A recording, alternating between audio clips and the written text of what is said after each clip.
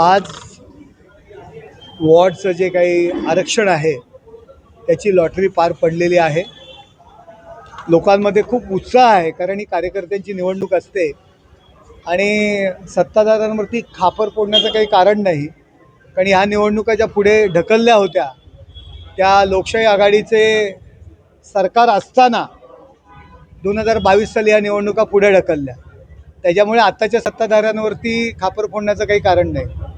मुंबईमध्ये देखील महापौर बसावा असं देखील आता ठाकरे गटाने तयारी केली. थेट ठाण्यामध्ये असेल, कल्याण डोंबिवली असेल, अशा अनेक ठिकाणी आता महापौर आपलंच बसलं पाहिजे. त्यामुळे मोठ्या पद्धतीने आता मोर्चा सत्याचा मोर्चा देखील निघाला होता.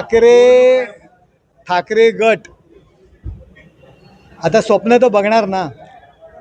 उरली सुरलेली माणसं थांबवण्याकरता अशा पद्धतीची वक्तव्य करतायत आणि सत्याचा मोर्चा कसला काढतायत ते.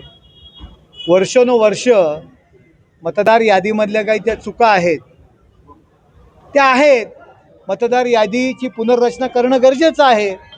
बिहारमध्ये केंद्र शासनाने हे पाऊल उचललं, त्याला विरोध करणारी हीच मंडळी आहेत आणि इथे कशाला डबल ढोलकीपणाचं आव आणतायत. त्यामुळे तिकडे लक्ष देण्याचं काही गरज नाही. शेवटी या निवडणुका कामावर होत असतात आणि लोकांमध्ये जे लोक काम करतात ते लोक निवडून येतात. त्यामुळे आज ठाण्याची जी काही आरक्षण जाहीर झालेलं आहे, ठाण्यातली परिस्थिती तुम्हाला सगळ्यांना माहीत आहे.